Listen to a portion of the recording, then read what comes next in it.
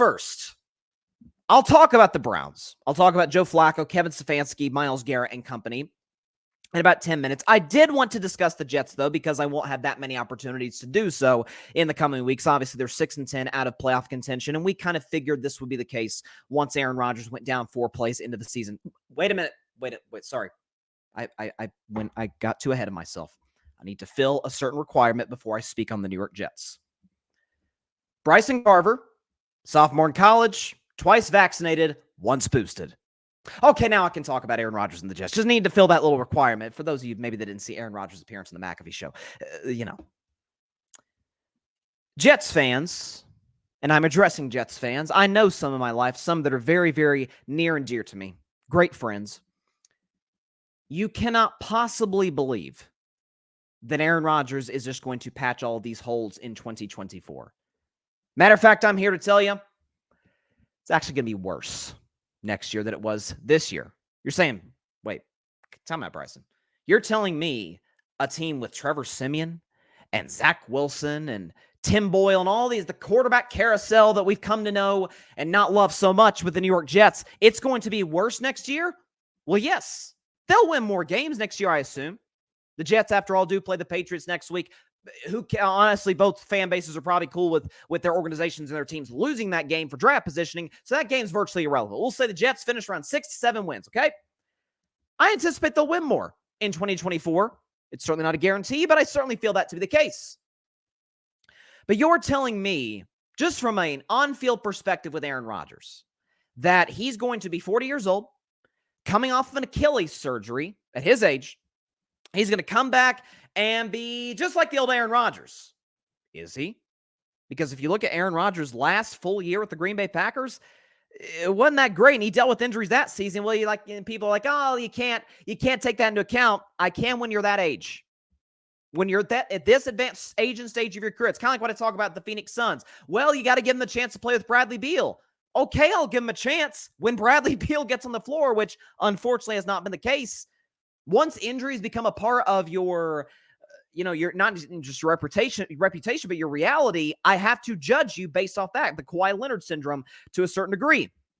But if you look at Aaron Rodgers' numbers, his last year in Green Bay, by the way, better run organization, defense is at least comparable to this year's Jets. Maybe not from a names perspective, but it was fine, especially at the end of the year. The Packers' defense was good.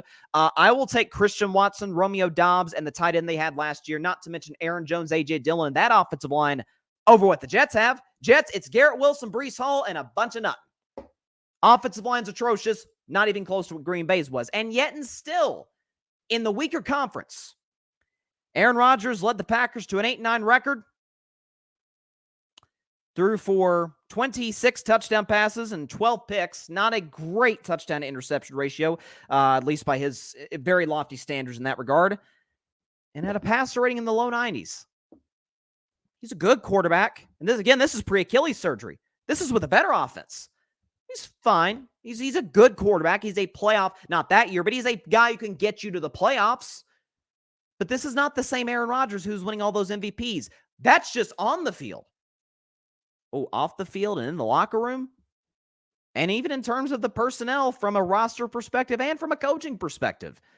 The goal when Aaron Rodgers joined the New York Jets was to, as Aaron Rodgers put it, add to what was a lonely Lombardi trophy all the way back in the late 60s when Joe Namath guaranteed the Jets would win a championship. They beat the Baltimore Colts. I forget, was it 16-6 was the final score? It was a low-scoring game, obviously. It was a different time back then.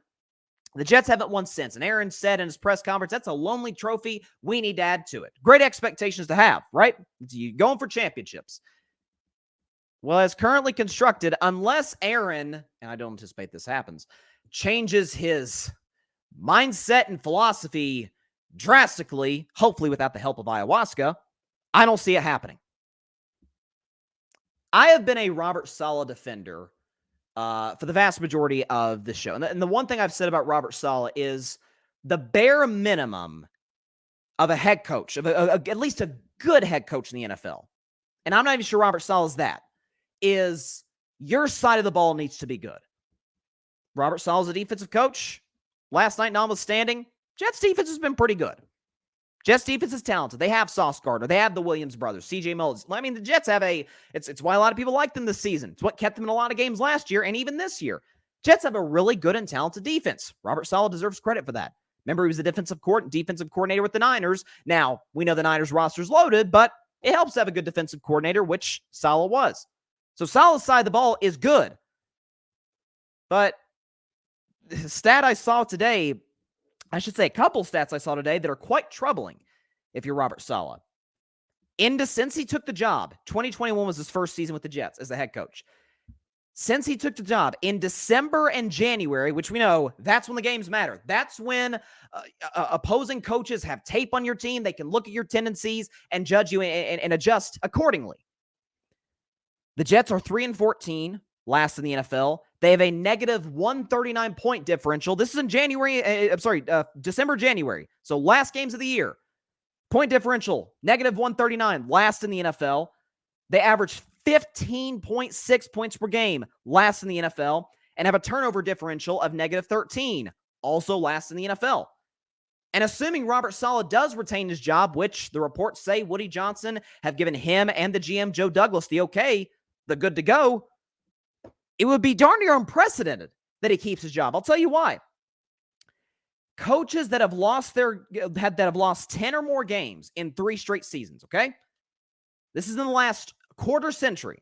Coaches that have lost 10 or more games in 3 straight years of their tenure. Mike Ditka, fired by the Saints. Dave Cambo, fired by the Cowboys. Dennis Green, fired by the Cardinals. Chan Gailey, fired by the Bills. Gus Bradley retained his job, but was fired midway through the next year by the Jaguars. John Fox, fired by the Bears. Todd Bowles, fired by the Jets. Doug Marrone, fired by the Jaguars. So it's, in the last 25 years in sort of the modern NFL, it is incredibly difficult to keep your job if you lose 10 consecutive games. 10 or more games in 3 consecutive seasons. It's almost impossible. Robert Salah, it appears that will be the case. That's fine. Will he be getting a huge upgrade at the quarterback position? Again, with all due respect to Salah, that's not where he specializes. He's a defensive guy. You know who does specialize offensively? Nat Hackett. Boy, I'll tell you what, Nat Hackett, you brought him in from the Jets. He had a great resume with the Denver Broncos, huh? Russell Wilson had by far, we'll get into Russ later in the show, Russell Wilson had by a mile the worst season of his career. Sean Payton comes in, Russ ain't bad. Not great, but he's not bad. Not unwatchable. All of a sudden, you sit back and say, now what do we do? Nathaniel Hackett has a terrible track record as a play caller in this league. But Aaron likes him. So do we appease Aaron and keep the guy who's objectively awful? Or do we move on from him, get an upgrade, but piss off Aaron? Welcome to the Green Bay Packers experience over the last decade, or at least half decade. That's what it's been. That's what the Jets signed up for. I don't know if Randall Cobb or Alan Lazard or guys like that will be back. I'm sure Tim Boyle will be back, even though I mean this in the nicest way possible, does not belong in the NFL. Don't know if those guys will be back, but I should have caught this, and I did initially, and I backed off in June. Shouldn't have. I regret that. When Aaron Rodgers is running the organization, which he very obviously is, otherwise Salah is gone, Joe Douglas is gone, Nat Hackett is definitely gone. This is what you get. And you hear Aaron Rodgers toying with the idea, let's bring in Davante Adams. Well, listen, Davante is better than all the Jets receivers. Garrett Wilson, we can maybe have an argument because Davante's numbers aren't great this year. In his defense, he hasn't had great quarterback play, but he's just trying to remake the Green Bay Packers, and they have not won a playoff game since 2020. So you tell me. Yeah, Aaron Rodgers is going to come back and just going to magically fix everything. Thanks so much for watching the show on YouTube, and be sure to go click that big red subscribe button and check out the other clips and full shows from Carving It Up Live, as well as our other incredible content creators here on the Grid Network.